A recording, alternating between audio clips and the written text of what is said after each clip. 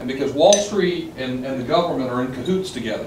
And it's kind of funny because if you listen to certain, certain politicians, they're going to talk about Wall Street like they're the dirtiest dog that's ever been known. But it's a game. It's like a shell game. One minute this party's going to beat them up, the next minute this party's going to beat them up, but all the while they need their money. So they continue to bail them out and continue to do things. Now, we talked about earlier, I think this is important for you, in 2008 when the market collapsed, the government said, this will never happen again, we'll never allow this to happen, we're going to bail them out, and this is it, we're done. But 20 years prior to that, in 1988, the federal government said the exact same thing when the savings and loan crisis happened, and we had to bail them out to the tune of $90 billion. And my point was that we kind of forget, we kind of go back to sleep and forget all the things of the past and just keep going along, and we end up repeating them over and over and over again. And Wall Street wants you, and if you listen to Dave Ramsey or any of the financial news networks, you'll hear them say, and I like Dave Ramsey, so don't get me wrong, I disagree with him completely when he makes this statement. Take your statements, throw them in the door, don't bother looking at them, you're in it for the long haul, and that's a crock of crud. Pardon my French. Because of the matter, this is your money and your life. And if you ignore your money, let me promise you something. Someone will take it. Now let me ask you something. A lot of people ask the question, well Jeff, how do I know you're not Bernie Madoff? How do I know I could trust you? Okay? I'm going to answer that, but I want to ask this question. For all of those people that lost money with Bernie Madoff, do you not think somewhere in the back of their mind something didn't seem right?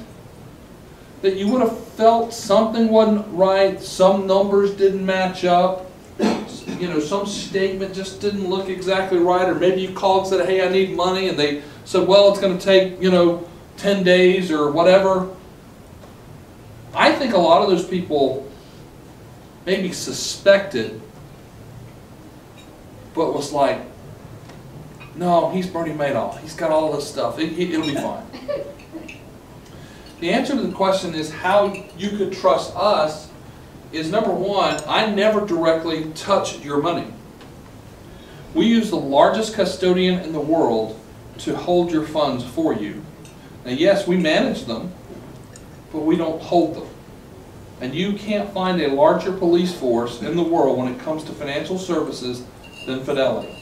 And I'm going to come back and we'll talk at the end more about Fidelity and some of the great things that our relationship provides with them that you can get through us that you can't get elsewhere. But I want to come back to this because I think this is really important for us to see. If you've ever seen this debt clock, you've seen this number of $16 trillion. And I kind of showed you what $15 trillion looks like if you stacked them on top of each other. But now I want to show you this. We're currently spending $3.5 trillion a year. We're bringing in tax revenue of $2.4 trillion a year. Now, if we could put our D label on the table over here, stands for Democrat, and we put our R label on the table over here, stands for Republican, for a minute, I want to ask you just kind of a common sense question.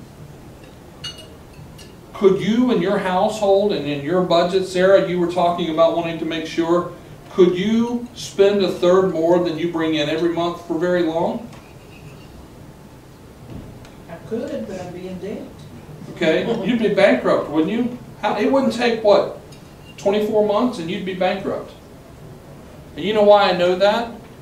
Because, Sarah, you would have to borrow the money to spend that money. Because that's what my whole point is. I'm assuming, Sarah, you have savings, retirement accounts, brokerage accounts, something, right? Do you understand that the federal government has none? None. They have zero in savings. Wow! I mean, that's nuts, isn't it?